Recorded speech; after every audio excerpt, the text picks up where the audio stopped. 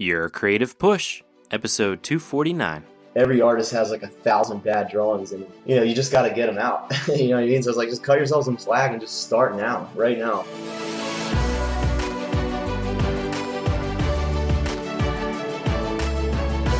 Welcome to Your Creative Push, the podcast that pushes you to pursue your creative passions.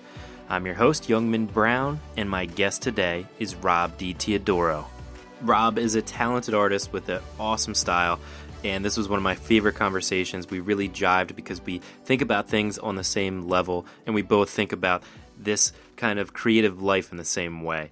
Rob talks about the fixed mindset versus the growth mindset, as well as AICT, ass in chair time, which, as we all know, is the most important time if you want to be a creative person. Rob also talks about his family's decision to get rid of the TV and all of the time that he found as a result of that. And he also talks about how he makes time for himself in the morning by waking up at 4 a.m. and working for 3 hours before going into work every single day.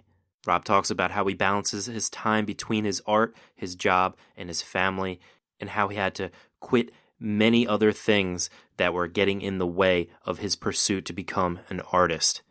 He also talks about how his style began to develop when he started drawing on pieces of paper that he could just throw out if he didn't like it, and how that took the pressure off of himself. And going forward, he talks about his advice to not bring an eraser to your sketchbook, because your sketchbook is meant for you to screw up. And finally, we talk about how he uses binaural beats to get him in the proper mood to create, and also the role that psychedelics have played in his art and in his life. These are just a few of the many things that we talked about. Like I said, it was an awesome back and forth between the two of us. We tried a couple times to get this interview going. My thanks to him for sticking through because we had some technical difficulties. But I'm so thankful and happy that he stuck through it and was able to provide such an awesome episode for you. So please enjoy my conversation with Rob DiTeodoro. Rob, welcome to the show, man. Hey, thanks for having me, brother. No, of course, man. It's a pleasure to have you. I was wondering if you could start out by giving us kind of a brief bio of how you got to the point you are today in your artistic career. Yeah, I mean, I've just always been drawing and painting and just dabbling, and always kind of identified as the artist kid in class and stuff. I just kept always doodling and stuff, but I never really took it that seriously. And then after high school, I went to a technical college for advertising art, and just didn't take it seriously, and just partied a lot and failed. I was just bummed about that, and then I joined the Marines just kind of out of nowhere and spent some time around, just doing different things. And then I went back to school for graphic design. After that, I again just kind of dropped it, and, always felt like I was an artist, but didn't continue anything. And then one day my wife came home from like a craft store with a cutout of a D for our last name. It was like wood, and asked me if I would just paint it. And so I just dug out some old paint and had a blast. I was like, man, I forgot how much I enjoy this. And so that was probably about 5 years ago. From then on, just every day I just started painting, just made a practice, and things have just kind of progressed. It sounds like there was a couple points in your life where it's like, all right, am I going to do this? Am I not? Like kind of like teetering on the edge. So what was it about that, like that D, having that be like the signifying moment that really like made it stick? Well, man, I don't think I ever was actually like teetering on it, honestly. Like I said, that was like you have your thing when you're younger, and it was like, for me, I could kind of draw, but I still never felt like I was an artist. It felt like it was like a trick or something. And even like I said, the first time I went to school, I just was like, well, what do I like? I guess I like this. But then that, after all those years of, I got into a desk job and stuff, and really started feeling like the grind. And just for whatever reason, I hadn't done anything in years. And when I started painting that little D, it just clicked for me again. I was like, man, this has been it my whole life. I just need to actually commit to it as opposed to just dabbling. Right. Yeah, I think that's like a big mindset is like a big deal when it comes to like pushing with your creative passion or whatever it may be. And it's like you really just have to like make that click and like make that mindset shift, which is sometimes hard to do, and it sometimes comes out of nowhere. Would you have any advice for anybody that might be kind of listening to this podcast for inspiration to make it stick in their own life? Man, well, it's that mindset is everything, but it doesn't even matter where your skill level is at, because the skill will come later. It's the mindset that will get you. You know who the guy Ira Glass is? Love him, yeah. Yeah, there's a quote I heard from him where he's like, you acquire like a taste for something before you have the skill to do it. And it's painful because, you critique like whatever kind of art is your thing. But then when you go to make art, you're critiquing yourself on the same level. And it's like, there's this dissonance where you're like, I know what I want to make and I can't make it, but you have to suffer in order to, to get the skill that you're looking for. Really, it's earned.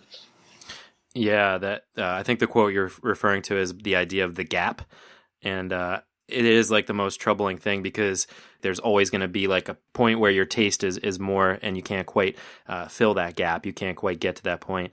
It's just like a lifelong struggle to try to like get to that point. But you're right, it is painful, and it's just like working out. It's like we were talking a little bit about running before this. It's like you have to go through that blood, sweat, and tears in order to get to that point. And I think that's the thing that holds a lot of people back. They're afraid to suck at something and to go through all those like growing pains to get to that point. Yeah, well, the other thing too, man, is like have you heard of the thing where it's like a fixed versus a growth mindset, where it's like I said, I felt like I was better than the average in like an art class in elementary school, whatever. But in your mind, in my mind anyway, it was always like, yeah, but there's that kid and he's better than me. And that, like, it's like almost like it's a gift. And that's the fixed mindset. Like here's your skills for life, and this is what you're working with. Whereas the growth mindset is like, each day I practice, I'm going to get better, but if you don't have the growth mindset, then you're never going to get through that uncomfortable part. It's like you're just stuck in no man's land pretty much. Exactly. And I think that's why it's tough for like savants, people that have like this really natural skill from the start. That learning curve isn't as big, and you don't like kind of value that growth mindset as much. Yeah, definitely. It's funny. I mentioned to you that I train jiu-jitsu. Mm-hmm.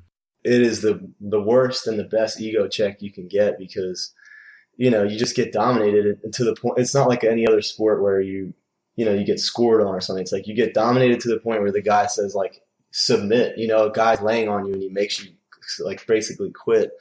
But the savant thing is like the guys who start out really, they're just naturally athletic and they kick everybody's ass for like, at like the white belt level or whatever, but they don't learn the actual techniques because they were just naturally gifted. And so after a few years, they wash out because they didn't have to actually learn how to do things properly. They just relied on their gifts, Exactly. Well, I wanted to talk about this thing that I saw on your Instagram, the AICT, the ass and chair time. Can you talk about that? Yeah, man, that's more from, I don't know if I mentioned to you, I was reading Turning Pro, the Stephen Pressfield book. Oh, nice, dude. Pressfield's my favorite. Yeah, he's written a lot of things. Like I read The Warrior Ethos recently, but The War of Art is like his most famous one. But that changed my life, man. Yeah, me too, dude. I don't know have you read the other one, Turning Pro? Yeah. Yeah, that one I feel like really resonated with me. And there's that whole thing where he keeps saying like, it's not about being inspired. It's like it's just sitting there and the muse will show up. But it's like if you're not there, you have to just sit there and work, no matter if you're inspired or not. And it's like the more time your ass is in the chair, the more ideas and things are going to happen for you. But it's like this like weird cliche about like the artist who's like troubled or like blocked or something. And you're like, there is no block. You just have to get in there and start doing it, Right. That's like a really humbling book too, because he talks about like the difference between the amateur and the professional. And it's like when you're reading it, you're just like, it's super obvious that you're an amateur. Oh, yeah. I'm not saying you are.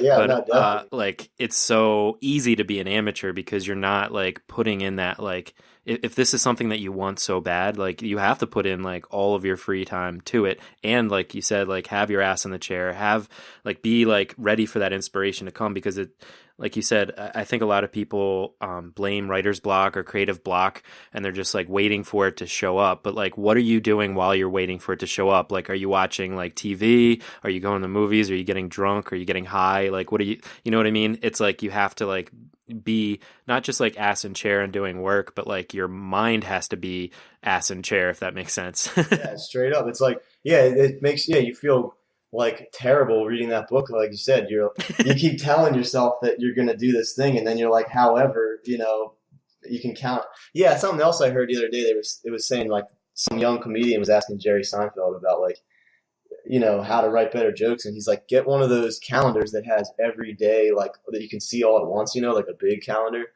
And every day that you write jokes, put an X on that day. And when you don't do it, when you can see the whole year, you can see gaps, then you start realizing, oh, maybe I'm not as committed as I thought, It's like when you can see the whole year as a whole and you can go, oh shit, I missed a week here or whatever. It's like, well, then what were you doing? Right. Yeah, and even chunking that down to like a day is like helpful, I think, for people like to really like go maybe like hour by hour, like write down like all the entire timeline and like literally write down for like each hour, like what you did or each half hour and like chunk it down and realize that there are these like 15, 30-minute chunks that like, what were you doing? Like literally what were you doing? Like you don't realize that you were like sitting on the toilet like for like 20 minutes instead, you know what I mean? Just like hanging out and just scrolling through and looking for something to look at on your phone. You know what I mean? Dude, that's another thing too.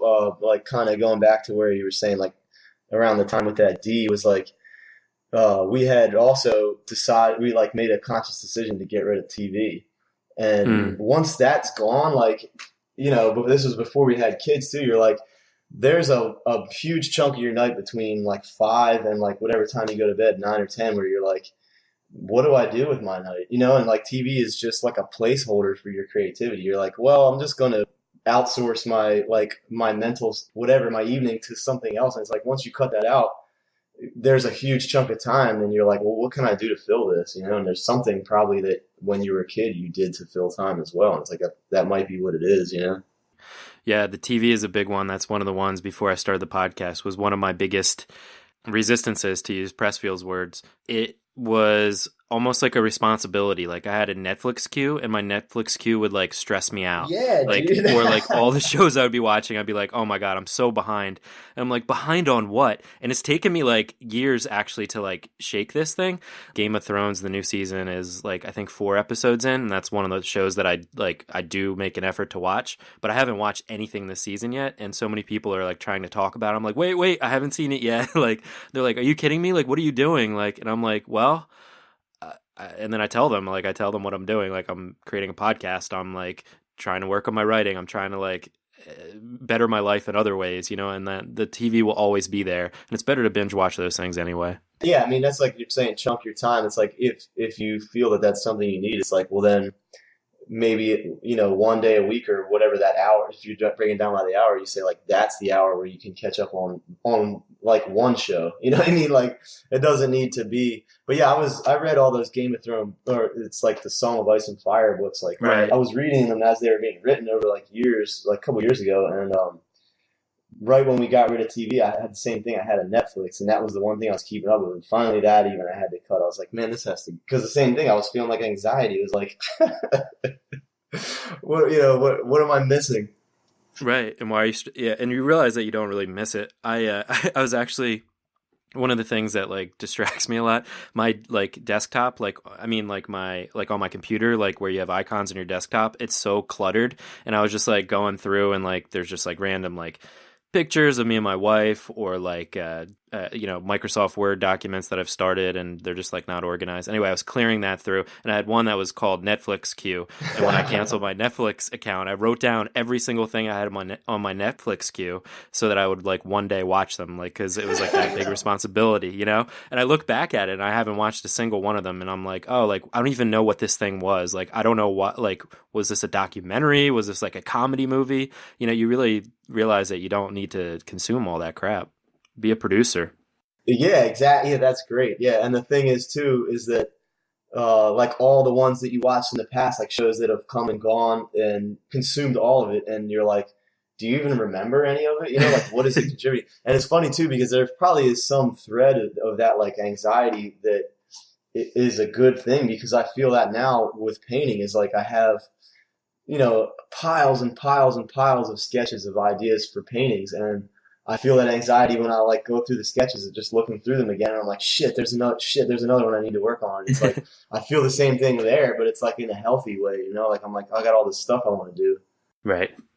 It is tough though, because there is such good TV out there. I think a lot of, there's really good writing involved and really good acting, and it's like I think a good way to spend your time too, because like at least if you're watching like good stuff, not, I don't know, I'm guilty of watching some crap reality TV as well, but like you can really gain some inspiration from that. But it's just like making a balance and trying to realize what you want in your life. And it's about curating what you're watching, because like you said, like if you're just clicking on the TV and looking for something, like then you're looking to kill time. And it's like, if you're at a place in your life where you want to kill time, like that's all you have, and it's going fast. And like I get to the end of the day, I'm like, I don't have an extra minute. So it's like, if you're looking to kill time by clicking TV on, man, you're not vibrating on a high frequency. You know what I mean? It's like there's time's running out. You shouldn't be looking to kill it. It's already going to run out on you regardless.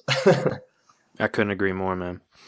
So I know that you also like your Instagram is really inspiring because of all like the amount of work that you do. Like it seems like you're always, you know, either getting up early doing work, or you're out promoting your work or selling your work, or showing like kind of what you're selling, like what you're shipping out. So you could talk about that, like that mindset behind that kind of, I don't know, like a hustler almost. Yeah, I identify with that word a lot, man, because I listen to so much podcasts and stuff, and you know, a lot of things I listen to is like entrepreneurial stuff. But I'm like, I think I'm more like, I'm not looking to like build a $1 million business or something. I just want to be making things and selling them. You know what I mean? Like, and not even in any kind of like organized way, but it's just, yeah, it's I don't know, like a suicide pace for me, because I'm so busy. I have 3 kids, 5 and under, and I have a 4th coming in November.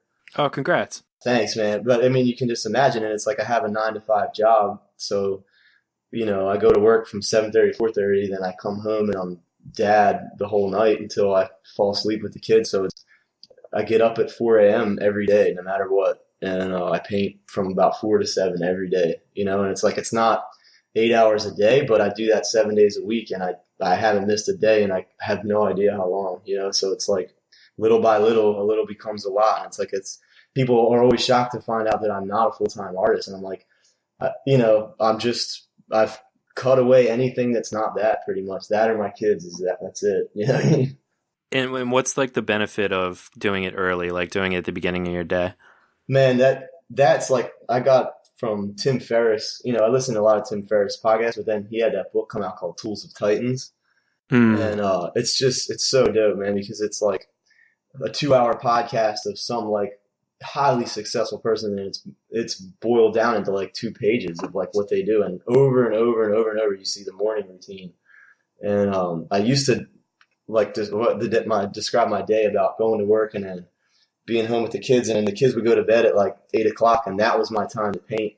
And I was just burnt painting from like 8 to midnight or something. But some days I would fall asleep with the kids and not even get to the painting. And all of a sudden it clicked for me after reading that book, like, man, why don't you get up early and use everything you have for your stuff? And if I'm tired at work, I'm tired. You know, you can have my shell.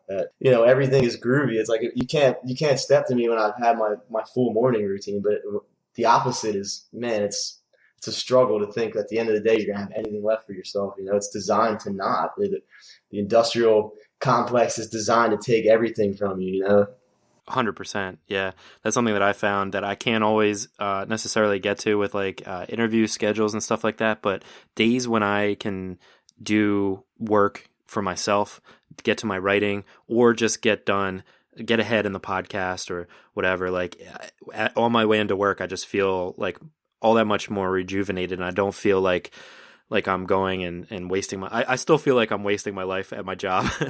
But like, and then when I'm at the shift, like I'm not thinking about all the things that I have to do when I get home, or like how I'm a waste of life, blah, blah, blah. It's like so important to just, like you said, get it done as soon as you can. Yeah. Get it in for you. And it's like, also, you're not beating yourself up, because when I first started getting up early too, there would be days where I would just not get up, just like the alarm would go off at 4 a.m. and I'd just turn it off and not realize it. And then, get up at like 6:30 or whatever and get to work. And it's like the whole day I'm beating myself up going like, you're not getting that back. I'm not going to, because my sleep schedule is now such that like by 8 o'clock, I'm done. My head is on my chest. And so it's like, if I don't get that in the morning, that's it. You missed it, dude. So now it's like every morning the alarm goes off, I'm up, dude. I get straight up, I turn the alarm off, I walk straight out to the pool and just jump in the pool. That's the first thing I do. And then from there, it's like, nice. do like a little bit of meditation, some yoga, stretching stuff, and then it's straight to the dojo. I love it. Yeah. I saw your Instagram of your cockpit too. Yeah. It's like a little part of the kitchen I've carved out here. I'm like, got all my everything where I need. So it's like, and that's the other thing about the morning routine is like, it's got to start before bed. The resistance is like, don't need to, lay whatever it is that you got to do. Don't have that shit waiting for you in the morning. So when you get up, you're like, now I have to prepare everything. It's like, get right there, dude. Everything's ready for you. Yeah, make it as easy as possible for future Rob. Yeah, exactly. Yeah, the Rob of 12 hours from now. Yeah. I saw that you're reading The Untethered Soul, which is like kind of synchronistic because I'm listening to that audiobook. Like I started it last week, I think, and it is like kind of life-changing. Can you talk about that, like what you've learned from that? Yeah, well, that's funny too, man. I read that book like I'd say probably 3 years ago. My mom's really cool, and she gave us that book, and I read it, my wife read it, and we both thought it was really good, but I just don't think maybe I was ready yet for it to really grasp it. And I asked my wife several times because I was going to give it back to my mom. Somebody had given it to my mom, and they wrote a nice note in the inside cover, and I felt bad, like, oh man, this was like a gift. But I wanted to read it again, and then 2 weeks ago, my wife pulled it out. It was like in a drawer somewhere, and she pulled it out, and so I was like, oh, there's that book, and I started reading it, and then again, it's like it's blowing my mind all over again. I'm like, the stuff about like the roommate it's too much, man. It makes you feel so goofy when you're like, it says like, man, you have to understand that you've been living with a mess for a roommate, Right. Yeah. And I think that for creative people, a lot of the times, like it's that voice in your head is the thing that holds you back in various ways, telling you that you don't have the time, or like that you suck, or that like this is never going to amount to anything, or drink that beer, or eat that cheeseburger, or like any other thing. Like it's like that voice is like trying to sabotage you in a way. So I found that book to be like really helpful for. And I know for a lot of people in my life, it's really helped them to realize that voice is there and like have it work for you as opposed to work against you. Yeah, it's so funny too, because that book, like he puts the little like imaginary conversations in there, and you're like, I know everybody that's reading it is like, is this dude in my head? Because I have like almost, the one is like, oh, there's Alaska plate. You don't see those very often, and like shit like that, and you're just like, and he's like, you are the one who's experiencing it. So why does this person feel the need to like narrate it for you? You're like, you saw the plate. Why does he need to tell you that it's, and you're just like, my God, this is like my whole life is narrated by this dude, Right. Well, can you talk a little bit about balancing your time then with all the things that you got going on? You already mentioned like the morning routine and stuff, but how do you balance getting to your art, getting to your job, and then getting to your family as well? Man, it's like the routine is everything, the rituals and stuff. But I think another thing that maybe that people might have difficulty with is like cutting things out. Like I'm a very like extreme all or nothing person. Like I stopped. I decided I didn't. The drinking wasn't serving me, and I just one day stopped drinking, and I haven't drank in like 5 years. And it's like that's just how I do. That's how I do everything. It seems like. And once I like really committed to like I'm going to be an artist, I just started stripping away all the other shit. Like we were talking about the TV or whatever it is. It's like if you tell me you don't have an hour a day for this thing that you say is important to you, like let's look at your day, and I guarantee you there's all this. Even if it's things that you think maybe are that you like, it's like, well, what is your priority? And you just have to be honest with yourself and be like, what can I cut out here? Maybe it's hanging out with your friends or whatever, but it's like, again, is it serving you? And it's like, if you really are serious about this, then you need to decide what is your priority. It's kind of like, I guess, the jack of all trades thing is like, that's good when you're younger because then you experience things. But once you find that thing, man, you need to get serious and cut all this other bullshit out. Absolutely. Become the professional. Yeah. That's the thing he says in there. It's so good where he's like, the professional shows up every day. Like if you don't show up at your real job because you feel like you get fired, so treat it like that. It's like, well, I feel like going and whatever, going to happy hour. It's like, well, you're on the clock, so no. That's my biggest thing about like balancing your time is like, what is all the shit that you're doing that's not what you are claiming you want to be doing? If it's being an artist, then that's what you should be doing. How about some resistances? Do you have any other kind of mental blocks? I know we talked a little bit about the ones before, but today, like 5 years later, as you're like committed to this and you're, getting to your art like for 3 hours before work every single day without fail, are there any things that still kind of get in your way in the creative process? Man, I think probably something that is never going to go away is that imposter syndrome stuff. You know what I mean? Like you're saying, man, looking at your Instagram is so inspiring. I'm like, again, like it almost feels like a trick. I'm like, yeah, but I'm just a dude in my kitchen, like like it's like I go to like a show and set up all my stuff, and then I actually realize when I set it all up, like, wow, man, I've got a lot of stuff here, but on the day to day, it's like it's that voice again. It comes in and it's like, oh, look at you, man. You think you're doing pretty good or whatever, but it's like you just have to ignore the voice and keep going, man. But I think another thing that helps a lot with the resistance is to work on like multiple pieces at once, Don't finish something completely and then like the next day for your little, like if it's like for me, my mornings, it's like if I finish something this morning and I don't start something else, I don't have the time today. Tomorrow morning I wake up and I have a blank canvas and you're like, well, good luck getting good luck making use of your 3 hours. You might scribble on there, but it's like, I mean, at all times I have like 5 or 6 pieces in different stages, and whatever I feel like jumping on that morning, maybe I don't feel like mixing paint and I'll just do the lines or whatever, I mean, it's like, it's have enough options to where like you don't have the choice, but like there's something here I can do, What about, I know some people, including some of my guests that I've had, especially recently, talk about the fact that doing that like screws them up because they have too many things going on at once and they aren't able to like complete a piece. What about people like that? Man, I don't know. It's hard for me because I'm just like I said, I'm like suicide pace, and so it's like I finish, I mean, like I'll finish one of those big 36 by 36 inch pieces in like 4 or 5 days, so it's like I don't know what that's like to work on a painting for 6 months or so. I can't even imagine what that's like because the struggle in there must be up, and it's like I really try not to like be a perfectionist. Like I just do it and I move on, and it's like if it's taking that much time, and maybe your stuff is highly technical or whatever, but I have a hard time speaking to that because I'm like, man, I got too many ideas to spend more than a week on one of them. There's a million other ones I'm trying to get out. Yeah. One of the themes that keeps coming up on the show is done is better than perfect. Yeah. And just being somebody that is able to like get something done whenever they say that it's going to be done is like way better than somebody who's going to like go over the top and provide something that's like way too perfect because you're going to end up hating it anyway, like in 2 years, Yeah, of course. Or like the fact that like if you really are crackling, it's like if I took 6 months, by the time 6 months goes by, I'm like, oh, I'm going to go back to parts of that painting and be like, I've learned things since then, but maybe not because I wouldn't have been working on other shit, Right. It's like exactly. By doing all this different stuff, and if something isn't perfect and it's bothering you, the next time you paint, use it there. Don't correct the one you already did, just keep moving.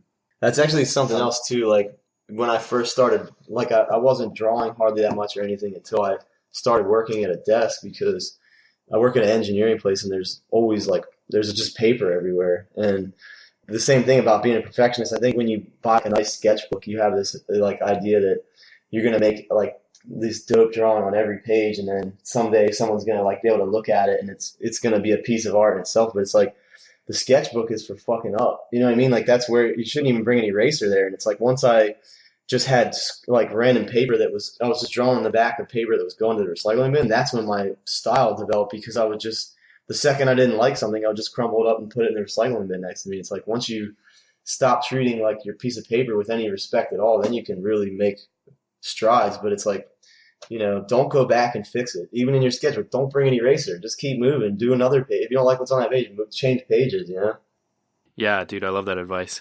Being able to like treat like a paper like a piece of shit. Yeah, no respect for it. And the second you draw something you don't like, you just go trash and move on to the next, grab another stack, one off the stack, you know? There's some, you know, if there's something about it that's like bugging you, the average viewer, especially if it's on social media, I mean, they might look at it for 5 seconds. You know what I mean? It's like they're not going to look there and go like, oh man, you like messed that whatever, that line or whatever. It's like that's only for you. You know what I mean? It's like it doesn't matter. You just keep moving. So were you telling me that you were also shifting things around in your life a little bit? Yeah, dude. Major shifts are happening. We've been in Houston for 7 years, and we just never have like really felt super comfortable here. And we've made quite a few trips out to Austin, like for camping and stuff, and it's just such a cool town. And we have this giant house, and we bought the house when my wife was working as well, and then she stopped working when we had the kids, and we just pretty much drowning in the house. And I'm like, for what? You know, I'm going to work all week doing something that I don't really care about. And so we just decided, man, let's just make the move, and I'm just going to try to go for it, just painting full time, at least for a while, and just see what happens, man. But like most of my stuff that I sell or whatever, like I haven't been like looking to sell it or looking for it. It just kind of happens. So I was like, man, what's going to happen if I can dedicate like a lot of time to actively looking for stuff, you know? So I'm just so excited to just see what happens. Just try it, man. Just go for it. Yeah, in the next couple months, we're going to be transitioning. Well, I wish you the best of luck, man. Thanks, dude. Yeah, that's one thing I've actually said. I'm like, I hope I don't lose this fire, because I'm like, I know I have to get up because I don't have a choice. I'm like, am I just going to become like a lazy ass? I'm like, oh, I'll paint later, you know, but I don't think I will. But, you know, there's definitely something to be said for like, if you want something done, give it to the busy person. It's like if I'm suddenly removing an 8-hour chunk of my day, you know, I'm hoping I fill that with painting, but, you know, we'll see. 4 kids your day disappears real quick. Well, I mean, if you're going to fill it with anything else besides that, like having your kids be more of a, you know, more involved is like an awesome thing to be able to do. They're so cool, dude. That's all, you know, they sit there and watch me paint. I have all this stuff hanging in the kitchen, and they'll just sit there while I'm painting and just look at the stuff. And my wife's like, man, they're going to be so weird. Do they paint or anything? Oh, yeah, we get down, man. We have like a big dining room table, and we just cover it with like brown paper and just dump a bunch of paint out and let them go at it and put Play-Doh out and stuff. And yeah, my daughter, the middle one, right, currently the middle one, she's always drawing, man. She always has a pencil in her hand or something. That's awesome. Yeah, it's cool. And before we move on from this, like, I was just wondering, like, what goes into that mindset of like deciding to make that leap to go for it? Do you think you would be able to make that if you hadn't like kind of started to sell a lot more art, or like, do you have like a financial like plan? Like, I need to sell this many pieces or make this many more pieces. What kind of goes into that decision? Man, a lot of that mental chatter, man. The little voice, but we've got some savings and stuff, and there's always going to be that fear, you know. I'd be lying if I said I wasn't scared to death that I'm having a 4th kid and I'm like about to, you know, everything's going to be on my little eyeball and pot leaf drawings. It's like, wow, it's crazy. But, you know, it's like if you really want something, man, I believe that the universe provides. And there's a cool Terrence McKenna quote that you spend all this time like worrying, and then when you finally like jump, you realize the universe is like a bed of feather pillows. It's like the universe wants humans who are like doing shit. You know what I mean? It's like, oh wow, this guy's going for it. All right, cool. Let's open up some paths. And it's like already since I have kind of like decided, just channels have opened up for me. And I think a lot of that is like once you've, you know, committed to something, you're seeing more opportunities. Like you just, when your head is down and you're like, this is what I'm doing, you're not even looking for what's there. And it's like all of a sudden when you start asking for things, they start showing up. Yeah, McKenna's the best, and he is right. I think that, and my listeners know that I'm all about what you just said, that when you say things out loud or you kind of just like ask for things or tell other people like what you want out of life, you'll get it. I think sometimes people think the universe is against them. You got to ask yourself, like, what have you asked the universe for? Like, what have you actually like put yourself out there for, you know? Yeah, it's a mirror, dude. And it's like, if you think the universe is against you, everything fucking looks like that. You know what I mean? But if you go into every situation just being like, trying to be like cool and just like try to be useful, like just things happen for you. You know what I mean? It's just the law of reciprocity. I love it, dude. Yeah. Before we let you go, was there, we mentioned a bunch of resources. I love it.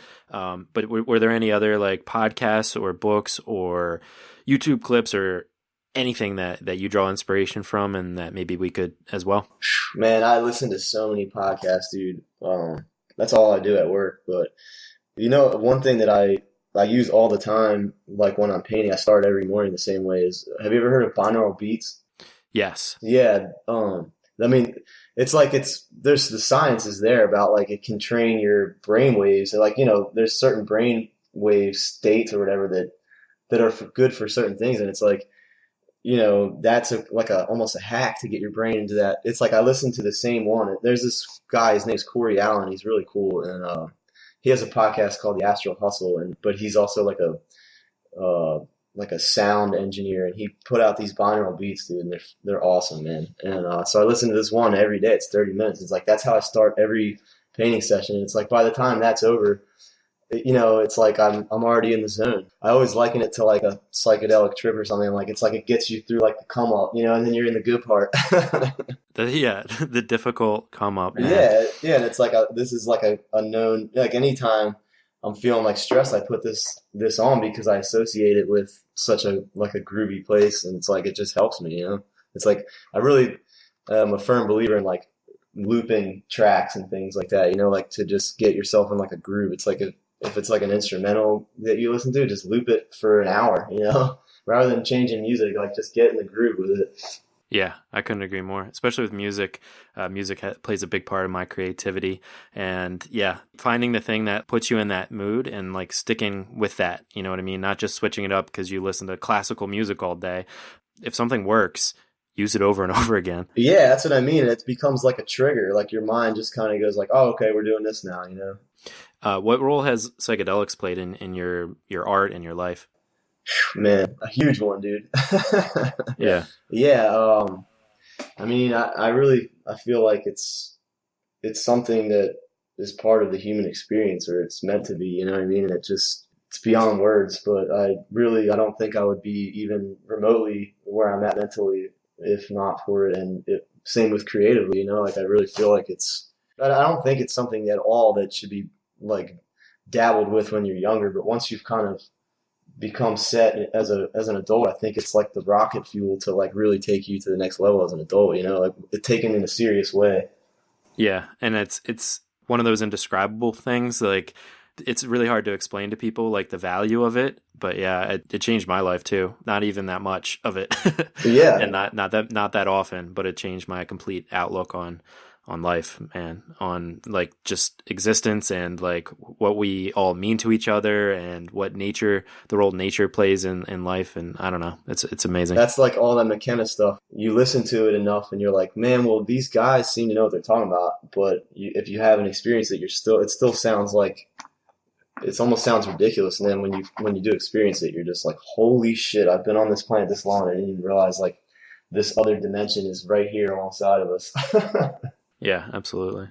All right, Rob, it is time for the final push. And this is where I ask you to reach through the microphone and grab the shoulder of one of the listeners that you've already really inspired today and just give them your best final words of advice and really push them to pursue their own creative passions. Cool, man. Man, I would say more than anything is just cut yourself some slack, man. Just get in the lab and get to work. But that taste before skill thing, and like just really allow yourself to just play around. Don't have any expectations of it, man. Another cool quote. I'm full of quotes, man. But the dude Chuck Jones from he drew like all the old Looney Tunes stuff. Like this guy drew like thousands of cartoons, and he says like every artist has like 1,000 bad drawings in him. It's like you just got to get them out. You know what I mean? So it's like just cut yourself some slack and just start now, right now, and just allow yourself to make uncomfortable shit. Right. To not be afraid to put it on the back of recycle paper and just throw it out immediately. Just get it out. Don't respect it. Oh man, dude, Rob, thank you so much for coming on the show today and for sharing your journey and for really pushing us to pursue our own creative passions. I appreciate that, man. Oh, no problem, man. Thanks for having me, dude. The show is great too. Like after you reached out to me, I've just been pretty much digging through, and it's awesome, man. Love what you're doing. Thanks, man. It's an honor to be in your queue. Cool, man. You can find Rob on his Instagram, which is Rob_DiTeodoro, or on Facebook he is Rob.DiTeodoro. We'll have that all linked up at today's show notes page at yourcreativepush.com/RobD. Rob, thanks again, man. All right, my brother. Have a good day. Huge thanks to Rob again for coming on the show.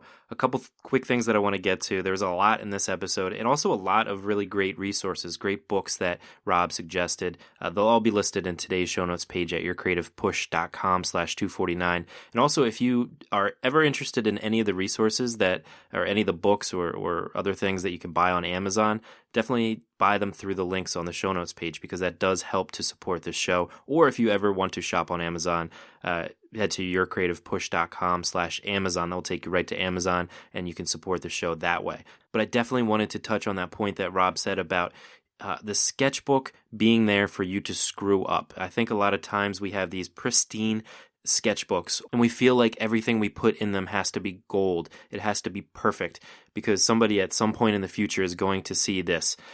But like Rob said, the sketchbook is there for you to screw up. So you need to be willing to make mistakes.